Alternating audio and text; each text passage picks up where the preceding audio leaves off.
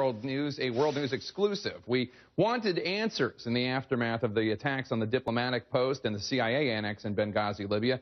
4 Americans were killed, including Ambassador Chris Stevens. We wanted to know who did it. We wanted to know why.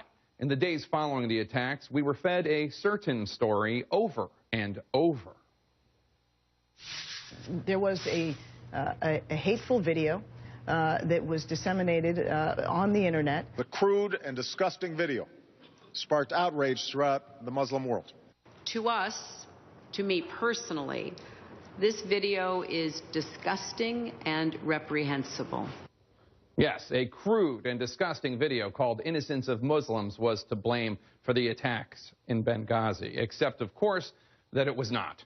About a month after the attacks, the State Department admitted that there were no protests in Libya over that anti-Muslim video at the consulate. It took nearly a year, but the U.S. filed the first charges for the attacks against a number of people, including a Libyan militia leader, though he is not yet in custody. You know who the U.S. did have in custody, however, until recently? The man who made Innocence of Muslims. Technically, he was in prison for a parole violation, but now he's out of prison, and he's talking to the lead. His name is Muhammad. It was called The Innocence of Muslims, a film that portrayed the Prophet Muhammad as a philanderer and a thug. A 14-minute movie trailer launched protests across the Muslim world. But it decidedly was not to blame for the attacks on the U.S. diplomatic and CIA compounds in Benghazi, Libya, despite early comments from President Obama and other senior administration officials blaming the attacks on the movie made by Egyptian-American filmmaker Nakula. Just days after the attacks, Nakula was called before a judge to discuss whether his role in making the movie, such as by using the internet without prior approval, violated the terms of his probation. He had previously served time on an unrelated bank fraud conviction. Nakula ended up being sent back to prison. He was released last week, and he currently lives in a halfway house, the location of which he does not want disclosed. But now he's speaking out. I called him and asked him how he felt when the Obama administration initially blamed him for the attacks in Benghazi. I get shocked. You were shocked? Why? Yes, because, I never thought my movie can cause anyone trouble or anyone can get killed from my movie. Do you think that the Obama administration put you in danger by blaming the attack on you? No comment. Would you describe yourself as in hiding? No. The government hide me. The government's hiding you? Hiding, yes. Nakula told me he does not hold a grudge against President Obama for initially blaming his movie. President Obama, I like him personally. I don't blame him. He has a lot of responsibility. We need to make separate between the president and the administration. Are you mad at Hillary Clinton for what she said about the movie? No comment. He says he has this message for the Obama administration. Before you do anything, please give yourself time to think about it. Because you are responsible people. You are in a place you have to be responsible in.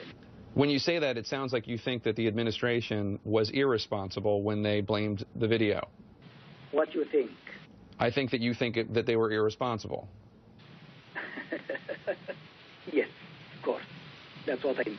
But officials from the Obama administration were not the only ones complaining about the film. The actors involved said that Nakula misled them on the content of the film and dubbed over their lines with more incendiary anti-Muslim ones.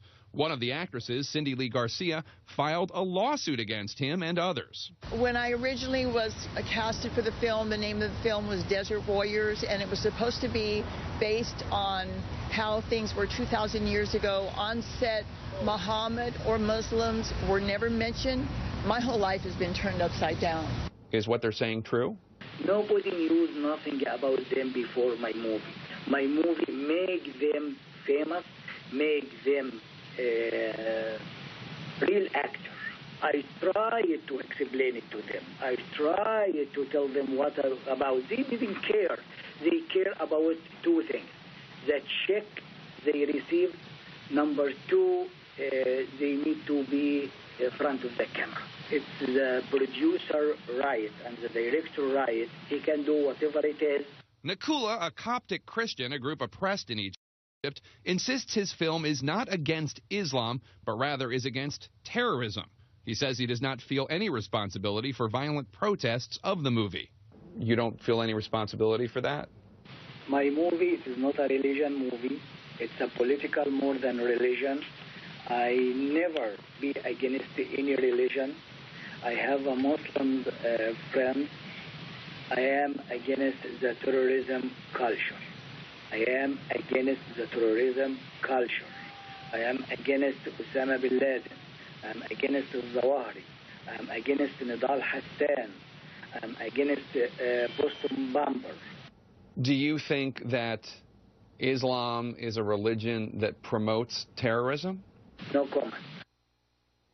Nakula says he wishes that the Boston bombers and Major Nidal Hassan had seen his film before they acted, because he says his film would have convinced them not to carry out their alleged terrorist acts in Boston and at Fort Hood. He also says he's working on a book about his ordeal. Now to some